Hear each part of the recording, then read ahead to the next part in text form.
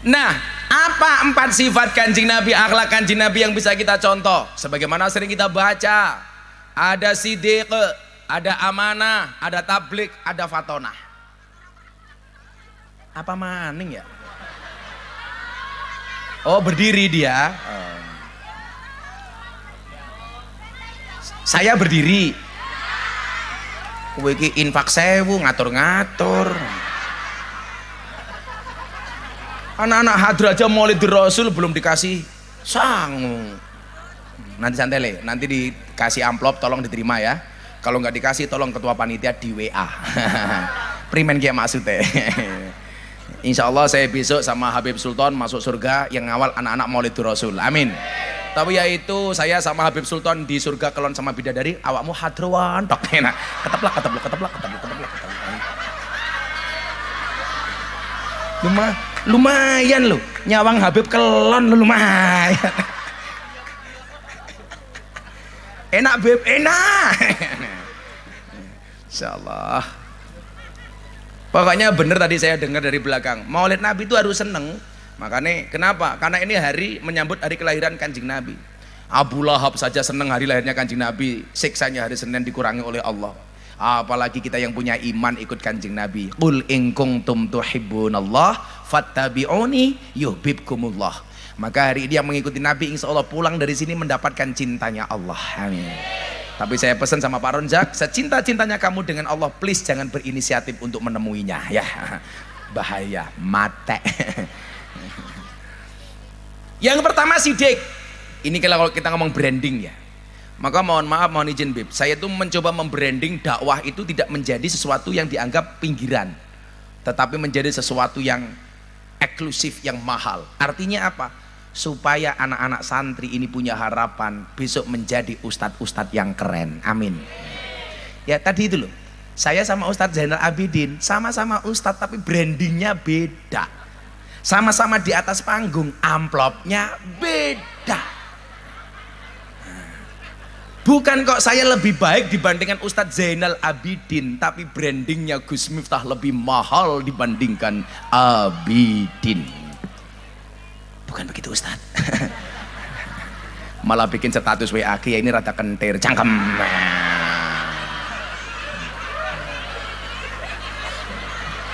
Kan aku baca kok. Masa WA-an karo bojone, "Mah, kiai ini kentir." Gayane. Ndi bojone iki, Kak? Yang hitam itu. Ya Allah, sing wedok putih ayu sing lanang ireng tuwek kayak gini. Antara Pak Zainal Abidin sama istrinya ini berlaku syukur dan sabar. Jadi Pak Zainal Abidin dapat istrinya bersyukur, istrinya dapat Zainal Abidin bersabar. Pak Zainal dapat istrinya anugerah, istrinya dapat Zainal Abidin musibah. Jadi masuk surga gara-gara syukur dan sabar. Wih, bojomu khilaf kok. Kok gelem karo kayak ngene ya. Katanya dipelet. Karena dia punya prinsip cinta ditolak, Samsudin bertindak. Samsudin. Tenan. Shallu ala Nabi Muhammad. Coba apa brandnya Nabi? Yang pertama, Nabi punya sifat, punya akhlak sidik. Sidik itu artinya apa? Jujur. Jadi kalau Anda mohon maaf apapun profesinya, apapun pangkat dan jabatannya, jujur. Itu adalah modal utama dunia akhirat. Jujur, sidik itu branding. Brandingnya yang keren. Maka saya bilang, Pak Polisi, Pak Kodir, kalau dulu ingin ngerasani konco-konco polisi ya, karena saya begitu cinta sama lembaga TNI Polri itu, karena apapun bagi saya mereka itu penting. Kalau dulu memang umpamane kaya Sambo kuwi, kalau dia nembak anak buahnya ngaku dari awal saya membela kepentingan istri dan kehormatan istri saya yang tadi disampaikan oleh Habib. Coba salah satu ciri laki-laki yang hebat itu adalah ma akroman nisa illal karim wa ma ahanahunna illal laim. Tidaklah memuliakan seorang perempuan kecuali dia pribadi yang mulia, dan tidaklah menghinakan seorang perempuan kecuali dia pribadi yang terhina. Kesalahannya Sambo kan siji. Kenapa pakai rekayasa? Tembak-tembakan, nembak tembok 6 kali nggak kena, kan goblok. Ya. Tapi kalau dari awal dengan dia mengatakan kejujurannya, saya membela istri saya, walaupun dia di penjara, tapi namanya bagus. Kenapa? Karena brandingnya adalah jujur menjaga kehormatan seorang istri. Para laki-laki tak kasih tahu. Laki-laki itu ujiannya istri galak, perempuan itu ujiannya suami kere. Betul? Laki-laki itu diuji dengan istri yang galak, perempuan diuji dengan suami yang miskin. Makanya anak-anak hadroh, ingatlah, jatuh cinta itu pakai perasaan, merawatnya pakai penghasilan. Iya. Betul Bu? Betul. Maka nggak ada istilah cewek matre, yang ada cowok kiri. Santai Bib, masih sore mereka kita muliakan, nanti malam kita bantai.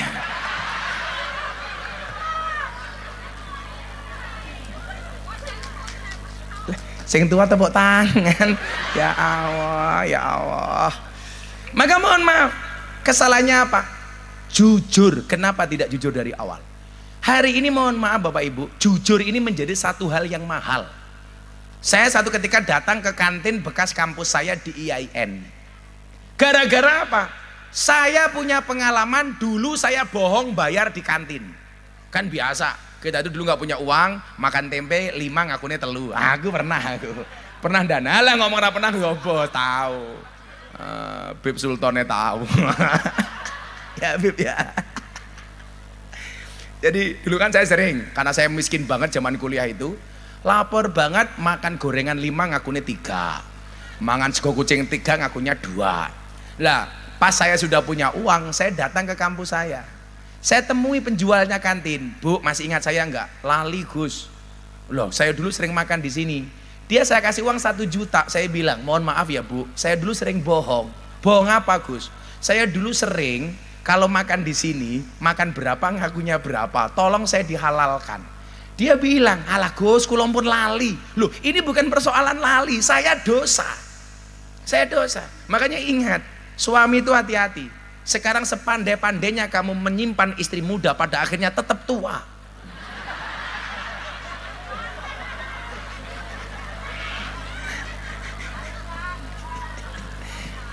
Tetap konangan.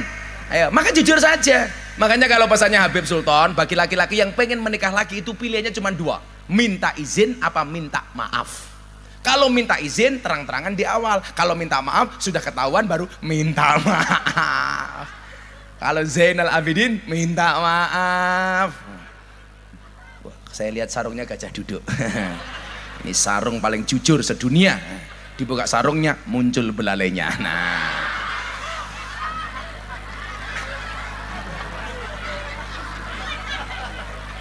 bojone yes gitu.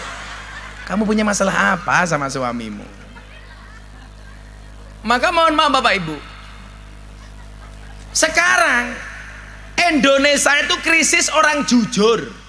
Banyak orang pintar tapi keblinger. Banyak pejabat bermodalkan otaknya pintar tapi tidak punya kejujuran. Lah tadi saya bilang, gara-gara Kiai Ma'ruf bilang seperti itu, indikasinya apa? Kan ada hadis yang bunyinya man qala akhiruhu la ilaha illallah dakhalal jannah. Barang siapa yang akhir hidupnya mengatakan la ilaha illallah, dia masuk surga. Maka saya bilang, saya sepakat dengan Kiai Ma'ruf bahwa negara itu yang paling banyak warganya masuk surga itu orang Indonesia. Lah saya bilang, orang Indonesia besok banyak masuk surga, termasuk anggota DPR yang korupsi. Nah, begitu anggota DPR yang korupsi masuk surga, diprotes sama Ustadz Zainal Abidin. Malaikat, ini kenapa ada DPR yang korupsi kok masuk surga? Dijawab sama malaikat, hei Ustadz Zainal Abidin, Anda yang sabar. Anggota DPR korupsi ini masuk surga hanya kunjungan kerja. Lah, ternyata apa? Banyak anggota DPR di Jakarta marah dengan ceramah saya. Hele, cangkemmu ngapa nusu bareng? Oke, gelem ngaji mau pemilihan tok yang gaya ya. Dia marah-marah sama saya. Berarti apa? Dia tersinggung, mungkin tidak jujur. Maka jujur itu branding. Saya harapkan ibu-ibu di sini semuanya jujur ya Bu ya. Bu, Jujur itu ada dua, jujur ayam sama jujur kacang hijau. Hah? Bubur itu yang untuk tidur itu loh bubur. Salah. Kasur itu yang untuk manah itu kasur. Salah. Busur itu yang nulis papan tulis itu namanya busur. Waalaikumsalam Bib. Bib Usman. Lihat Bib. Lihat Bib ya. Orang segini yang sudah meninggalkan dunia hitam hanya Habib Usman. Rambutnya putih semua.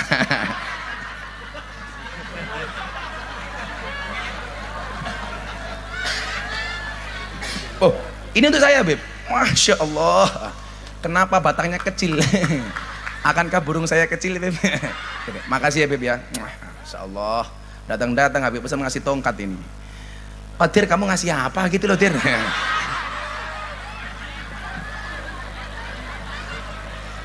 Jadi ini akan saya ingat-ingat. Ini dari Habib Usman. Yang ini dari almarhum Ki Entus Susmono. Jadi ini almarhum Ki Entus, ini Habib Usman. Ibu-ibu kan saya sering matur toh. Saya dulu pertama kali ngajar hikam itu ke almarhum Entus. Jadi Entus itu datang ke pondok saya waktu itu minta ngaji dan minta ngaji belajar hikam. Dan sebulan sebelum beliau meninggal, saya ngaji sama Habib Lutfi di masjid Kabupaten Tegal, peresmian masjid waktu itu. Saya pulang ke rumah beliau ke Sanggar Satria Laras, saya dikasih tongkat ini. Beliau bilang sama saya, Gus, jenengan kan bar sakit, tongkatnya tolong dibawa untuk pengajian. Makanya kemana-mana saya bawa. Tujuannya cuma satu, kalau pengajian saya ada pahalanya, mudah-mudahan almarhum Ki Entus mendapatkan jariahnya. Gitu. Jadi kalau Pak Rozak pengen dapat jariah ya ngasih apa gitu sama saya.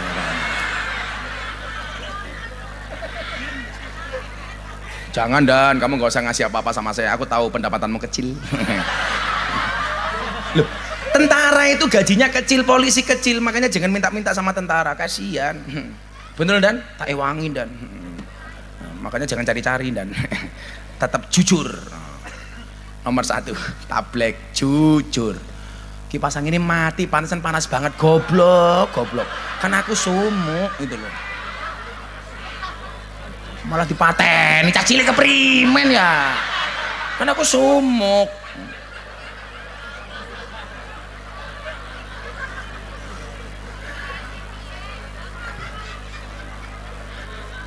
Pantesan. Oh kelalen. Ya Allah. Habib, minum Habib. Apa tuh Habib? Apaan Habib? Insyaallah, mudah-mudahan Habib Usman kita besok masuk surga bareng Habib Usman. Amin. Istrinya berapa Habib? Satu. Oh satu, yang bener Habib. Santri saya banyak yang cantik loh Habib. Saya sama Habib Usman ini sama-sama, sama Habib Sultan, sama-sama suami yang setia. Karena kami punya prinsip, pasangan terbaik bukan yang datang dengan segala kelebihannya, tetapi yang tidak meninggalkan kita dengan segala kekurangannya. Saya harus mengatakan itu kenapa? Karena direkam kamera. Roh bojone inyong ya modar ya. Yang kedua apa sifatnya Kanjeng Nabi? Amanah. Amanah itu apa? Terpercaya. Ini menjadi brand personal. Jadi kalau Anda jadi seorang pedagang, Anda harus punya sifat amanah. Amanah ini apa? Marketing. Jadi kalau sidik itu jujur, itu branding. Amanah itu adalah marketing. Saya begini Bapak Ibu, kalau kita ngomong di dunia medsos, kenapa di dunia medsos itu bisa cepat orang viral? Karena begitu banyak MLM, mulut lewat mulut. Itu marketing. Coba sekarang Anda lihat di medsos itu kadang-kadang sesuatu yang tidak mutu saja bisa viral. Toh, ganjel toh. Kayak, apa gitu loh. Itu viral gitu loh. Toh, ganjel toh. Ana maning, begitu sulit lupa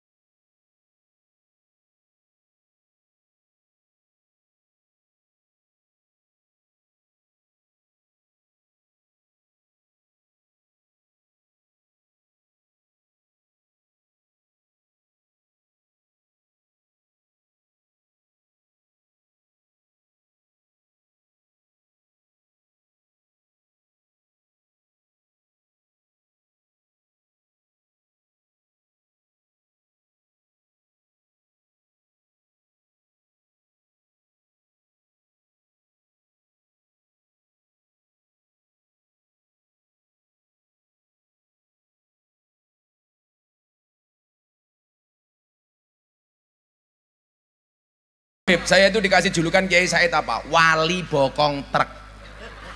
Karena banyaknya gambar saya di bokong truk. Yang paling menjijikkan satu, mobil tangki sedot WC. Kok geting aku. Saya kebetulan sama Kiai Said ini sama-sama prof. Kiai Said profesor, Gus Miftah provokator. Amanah, terpercaya. Makanya lawannya ya munafik. Kalau orang itu tidak amanah berarti dia munafik. Ayatul munafiqi salah satu ciri-ciri orang munafik itu ada 3. Nomor 1, idza haddasa kadzdzaba. Kalau dia ngomong bohong. Makanya mohon maaf Bu, kita itu sering ngajari anak kita untuk jujur, tapi kita sendiri nggak pernah jujur. D, A katakan A, B katakan B. Harus jujur, nggak boleh bohong. Tamu datang, ting dong, ting dong. Delok Dek sopo? Mah, debt kolektor. Ngomong, mama lagi pergi. Nyuruh anaknya jujur tapi mbokne ra tahu jujur. Makanya dakwah, kenapa kemudian ud'u ila sabili rabbik itu urutan pertama bukan mau itu hasanah, tapi apa? Bil hikmah. Dakwah itu dengan contoh. Ibu-ibu mengajarkan anaknya dengan nasihat itu nggak akan pernah didengar. Anak-anak lebih sering mendengar medsosnya. Tapi yang paling gampang mendidik anak adalah dengan perilaku, dengan contoh. Allahu Akbar, Allahu Akbar. Mbokne mangkat ning masjid, anake melu. Lah, kono mangkat ning masjid, mbokne nyekel remote. Kira-kira anaknya mangkat apa mboten? Ora bakal. Saya itu dulu bapak saya Jumatan berangkat, saya diajak, akhirnya jadi kebiasaan setiap Jumat saya ikut bapak saya Jumatan. Bapak ngimami ning masjid, naik sepeda ontel, saya dibonceng. Akhirnya jadi kebiasaan setiap bapak ke masjid saya ikut. Walaupun di masjid saya nggak sholat. Anak kecil kan biasa. Saya lari, bapak sholat ngimami, saya lari.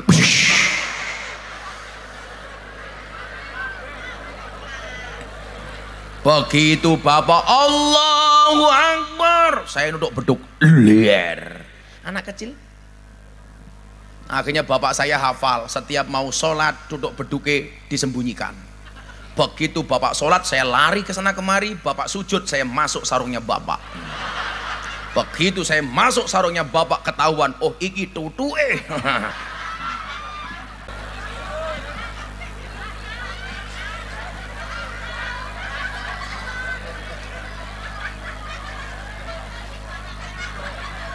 Wes, paling Zainal Abidin duduk emang sak meneh. Zainal Abidin. Nomor 2 apa ciri-ciri orang munafik itu? Waidak tumina khona, kalau dipercaya dia khianat. Makanya dulu Mbah Hasyim Muzadi, Beb, zaman jadi ketua umum PBNU itu mengusulkan orang koruptor itu kalau mati nggak usah disolati jenazahnya. Kenapa? Karena dianggap munafik. Kan ayatnya begini, kalau dalam surat At-Taubah itu, wala tusolli ala ahadim minhum mata abadan wala takum ala qabri. Lah, disinilah dulu kesalahan orang MTA menafsirkan ayat ini. Di Tegal itu masih ada MTA nggak? Majelis tafsir aneh-aneh itu. Dulu dia menafsirkan ayat ini begini. Dan janganlah sekali-kali kamu mensolatkan, mendoakan salah satu di antara mereka, dan janganlah kamu berziarah berdiri di atas makamnya. Lah, mohon maaf, mereka menjadikan ayat ini untuk menolak tahlilan, menolak mendoakan orang mati dengan kalimat wala tusolli. Lah, mereka lupa. Pertanyaan saya adalah siapa yang dimaksud dengan ala ahadim minhum, salah satu di antara mereka. Ternyata jawabannya adalah siapa? 1 orang munafik, 2 orang musyrik. Jadi kalau Anda punya keluarga, mohon maaf, non-Islam, kalau mati nggak bisa didoakan. Tapi kalau dia masih hidup bisa. Contohnya Kanjeng Nabi mendoakan pamannya supaya mendapatkan hidayah. Tapi kalau sudah mati, wala tusolli ala ahadim minhum mata abadan, nggak bisa. Contohnya begini, saya punya nomor HP Telkomsel. Habib Usman kirim saya pulsa XL. Kira-kira masuk apa enggak? Enggak masuk. Yo Telkomsel harus dengan Telkomsel, XL dengan XL. Jadi kalau ada orang Islam mati, yang mendoakan ya orang Islam. Kalau orang Katolik mati, yang mendoakan orang Katolik. Orang Katolik mati didoakan oleh orang Islam, gak akan pernah nyampe. Itu yang dimaksud dengan wala tusolli ala ahadim minhum. Nomor 1 orang musyrik, nomor 2 orang munafik. Makanya dulu Mbah Hasyim Muzadi mengatakan pejabat yang korupsi itu munafik karena dipercaya dia khianat. Makanya kalau ada koruptor nggak usah disolatkan jenazahnya, itu usulan Mbah Hasyim Muzadi. Ada pejabat di sini? Oh nggak ada, jauh dari pemilu kok. Coba kalau besok pemilu ya datang ya Zak ya. Oh ini siapa, Pak Lurah? Oh hai Lurah. Ingat Pak Lurah, uripmu aja kaya batik, kakean polah.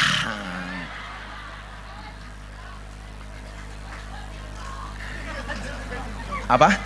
Toh ganjel toh. Larane siapa kayak jenenge Pak Lurah? Irham. Waalaikumsalam Bib. Wah, ada Bib lagi nih. Alan Bib. Masya Allah. Yaudah banyak Habib datang, saya pulang ya. Bib. Apa? Panas ya? Orang katon. Apaan Bib? Agak sini aja Bib. Agak sini Bib. Apaan Bib? Orang katon. Mas, sini aja Mas. Di sini aja Mas. Nutupi yang sana Mas. Toh, ganjil toh.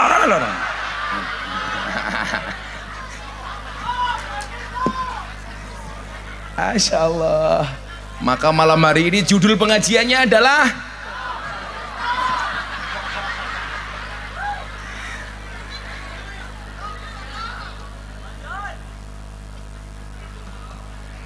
Shallu ala Nabi Muhammad.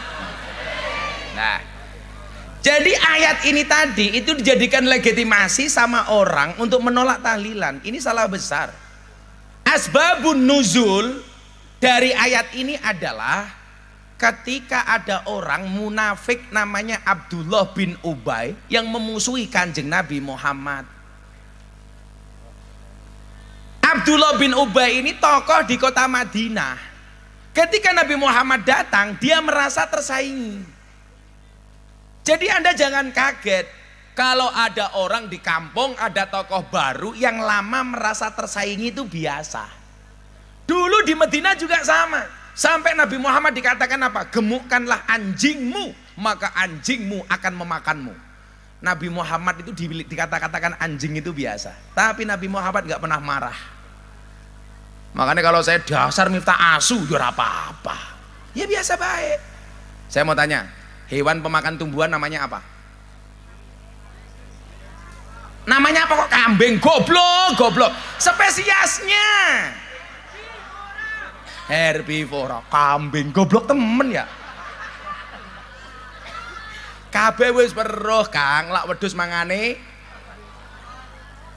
Hewan pemakan tumbuhan namanya herbivora. Pemakan daging namanya karnivora. Pemakan segalanya namanya omnivora. Kalau teman makan teman namanya asupora. Asupora. Lah, dulu juga ada yang tersinggung gara-gara saya bilang, apa bedanya anjing di Amerika sama anjing di Indonesia? Saya bilang, kalau di Amerika anjing itu seperti teman. Kalau di Indonesia teman seperti loh, tapi Anda jangan sia-sia dengan anjing ya. Maka dulu ada ustadz yang nabrak anjing dan dia bangganya. Saya salahkan. Kita itu kadang-kadang malu dengan anjing. Anjing itu punya sifat setia.